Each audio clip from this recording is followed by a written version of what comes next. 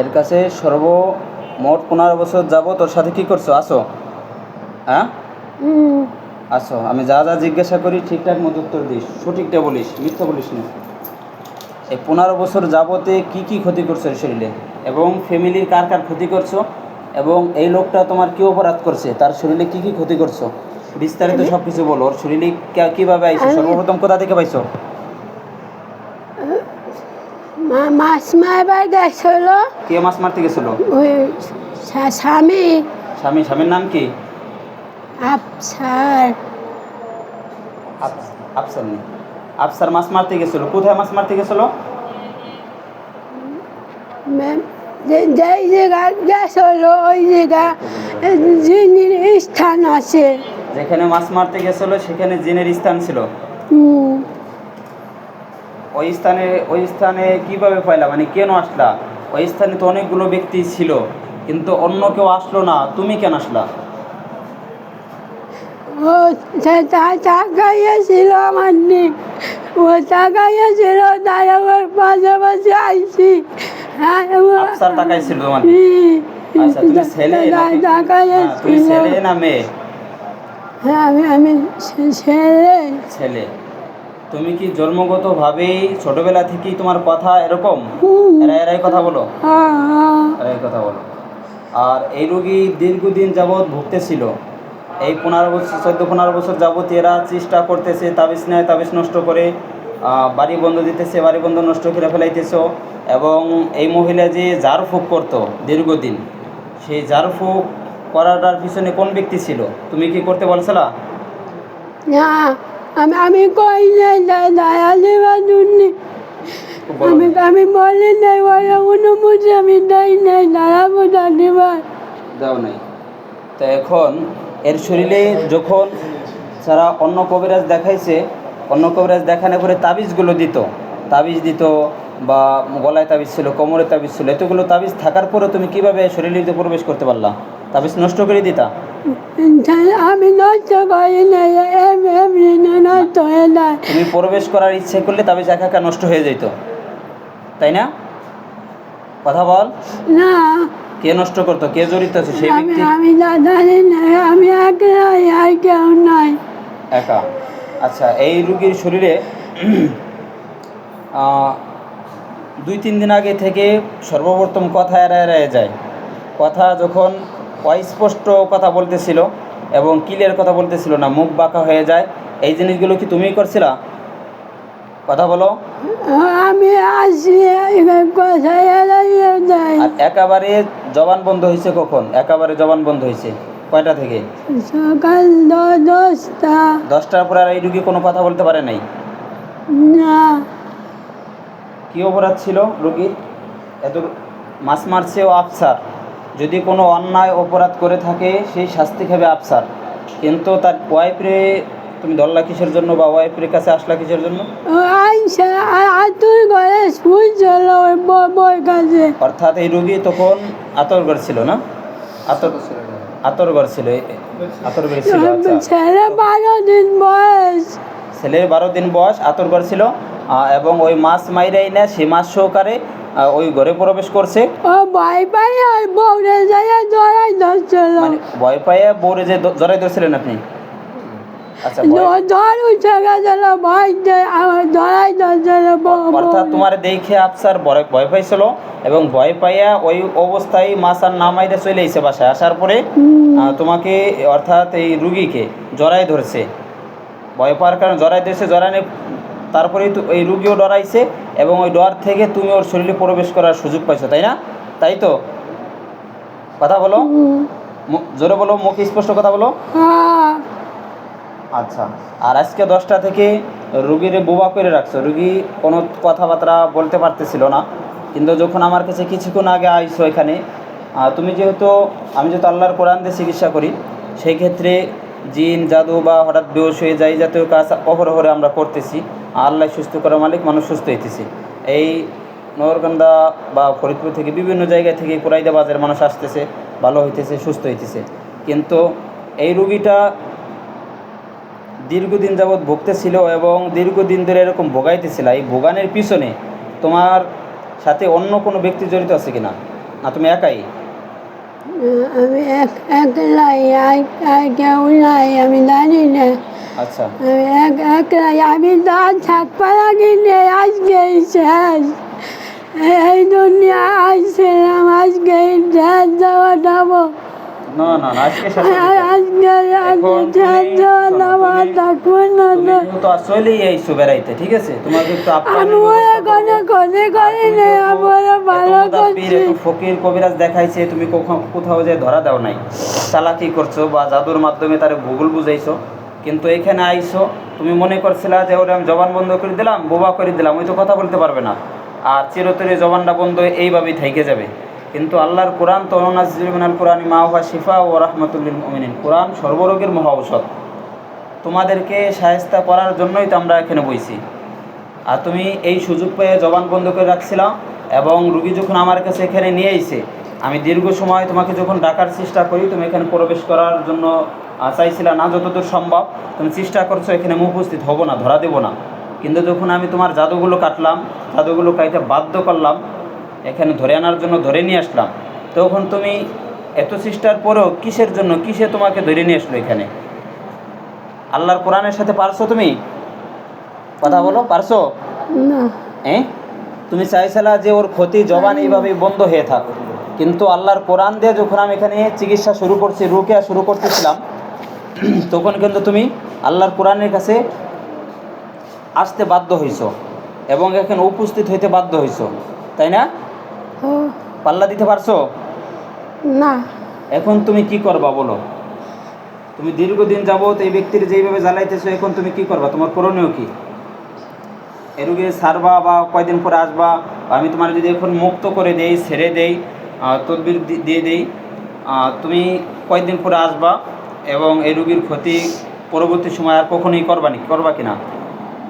না, আর আসবো না, স্পষ্ট কথা বলো, ক্লিয়ার কথা, আমি কিছু শুনতে পাই না, জোরে বলতে হবে। আর আসবো না। আর আসবা না, এই কথাটা কখনো মুদাব্বিরের কাছে বলছে আর আসবো না? অর্থাৎ তারা তদবির দিছে কি উপস্থিত হয়ে কথা বলছে তারা? এখন তারা হাজির হয় না তো। আচ্ছা তদবির দিছে তার আচ্ছা, আপনি একটু ওই যাবো সেই কথা বলেন, সমস্যা নেই। যখন অন্য মুদাব্বিরের কাছে নিচ্ছেন বা দেখাইছেন, ঠিক আছে, তখন আপনার যে ওরা যখন তদবির প্রয়োগ করছে, রুকিয়া করছে অথবা ধরে আনার চেষ্টা করছে, তখন হাজির হয়েছিল?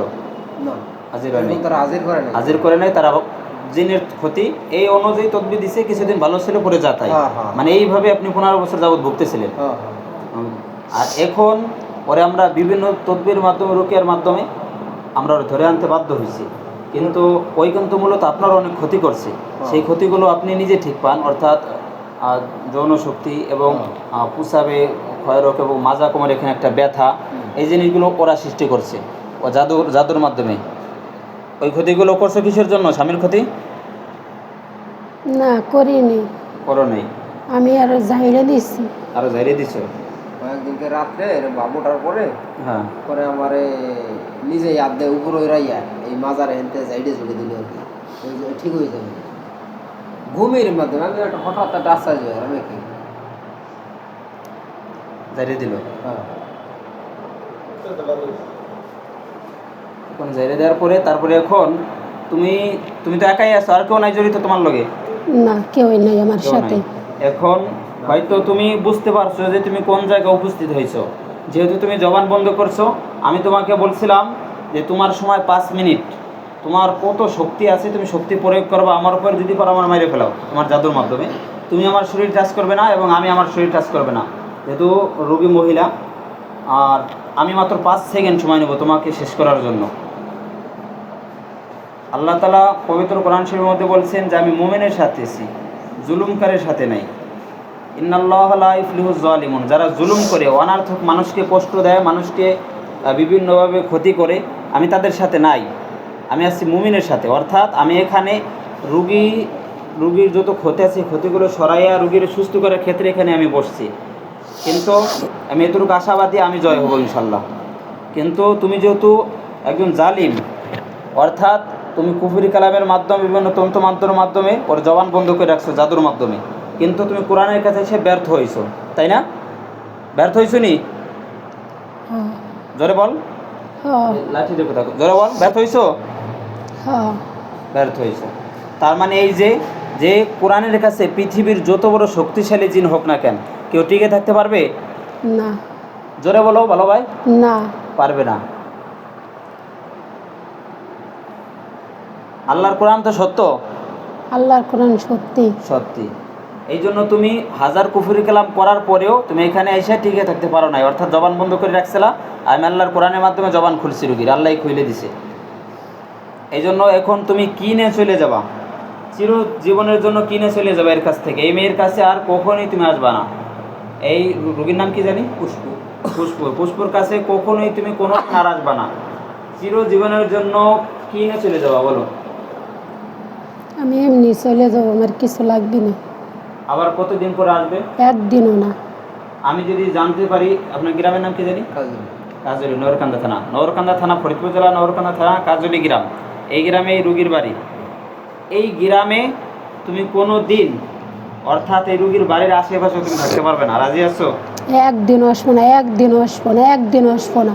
যদি আমি পরবর্তীতে আমার কাছে কোনো রিপোর্ট দেয় বা আমি জানতে পারি, মাইরে হেলাইন। আমি যদি জানতে পারি যে রুগীর ক্ষতি তুমি করতেছো বা জবান বন্ধ করে রাখছো বা কোনোভাবে তুমি রুগীর ক্ষতি করছো, তাই তোমাকে আমি কী শাস্তি দেবো বলো? মাইরে হেলাবার বললাম, আমি নিজেই মানুষের হাতে মৃত্যু হব। মানুষের হাতে তুমি মৃত্যু হবা, মাইরে ফেলাবো আমি, এ কথা বলতেছো, তাই তো?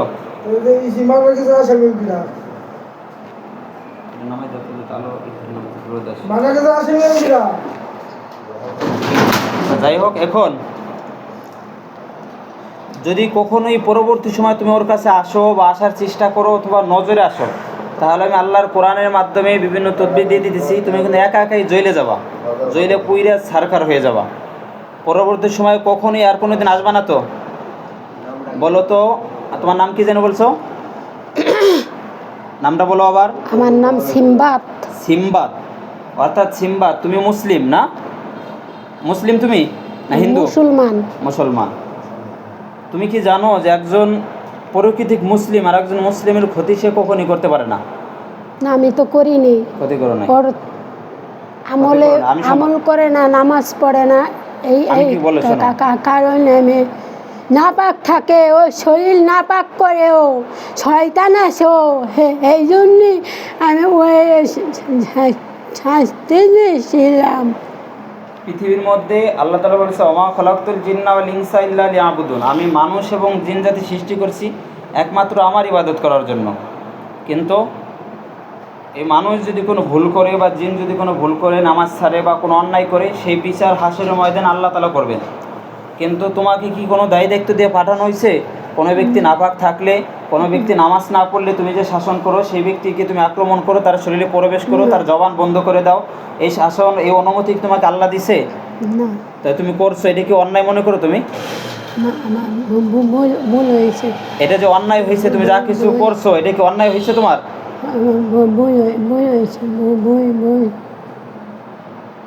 ভুল হয়েছে। এই রোগীর শরীরের দুর্বলতা এবং যত প্রকার ক্ষতি তুমি করছো, সমস্ত ক্ষতি তুমি এখন নিয়ে চলে যাবে, আর কখনই রোগীর কাছে আসার চেষ্টা করবে না। রাজি আছো? হ্যাঁ। যদি কখনই পরবর্তী সময় আসো, তাহলে আমি কিন্তু তোমাকে মেরে ফেলতে বাধ্য হব, ঠিক আছে? হ্যাঁ। এর স্বামীর পায়ে ধরে মাপ চাও, ওখানে যাও যে আমার ভুল হয়ে গেছে, বাকি জীবনে আমি আপনার ওয়াইফের কাছে আসবো না, আমাকে মাফ করে দেন। পায়ে ধরে মাপ চাও, দ্রুত দ্রুত পায়ে ধরে মাপ চাও, তাড়াতাড়ি তাড়াতাড়ি পায়ে ধরে মাপ চাও।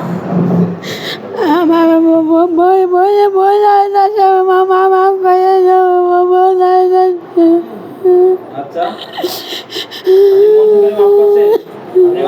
ছেড়ে দিব, একবার সুযোগ দেওয়া হোক। আল্লাহ মাফ করে দেখ, আমিও মাফ করে দেব, আর পরবর্তীবার বাকি জীবনে আসবো না। দ্বিতীয়বার আবার আসবা নাকি? আমি আসবো আমার কষ্ট দিবা নি আর, কষ্ট দিবা নি আর। পরবর্তীবার আসলে কি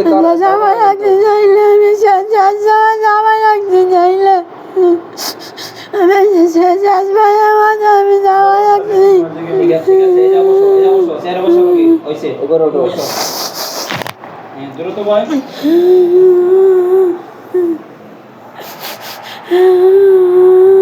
এখন যে কান্না করতেছো, এরকমই বাবার থেকে কাঁদতে আসে আর খালি সিম্বা কখনোই তোর শরীরে আসবা না, এরকম আইসে আবার কান্নাকাটি কোনোভাবে ওর কাছে থাকবে না, মনে থাকবে তোমার সিম্বাস?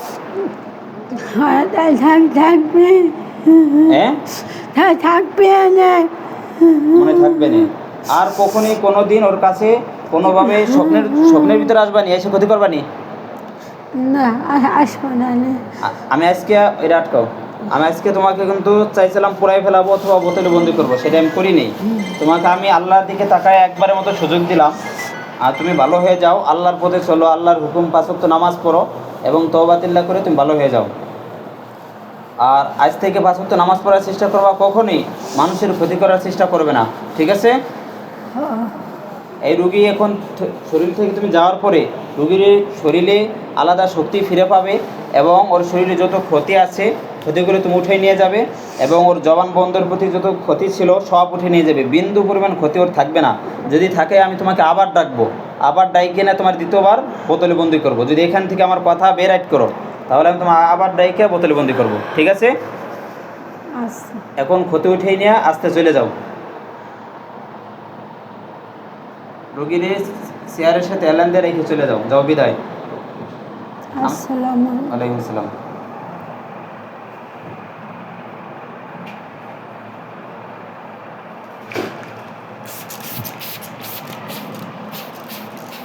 নাম কি জানি রোগীর নাম? পুষ্প। সামনের দিক তাকান, সামনের দিক মাথা উঁচু করেন, উঠেন, সোজা বসেন। নাম কি আপনার? এটা খোলা লাগবে না, এটা এমন থাক। নাম কি আপনার? পুষ্প। পুষ্প। এতক্ষণ কি হয়েছিল মনে আছে? কিছু জানেন, বলতে পারেন? এতক্ষণ কি হয়েছিল কিছু মনে আসেনি? কথা বলেন। আমি খবর করি না তো কিছু মনে নাই? বাড়ি আর কোথায় আইছো? বাড়ি আর বাড়ি আর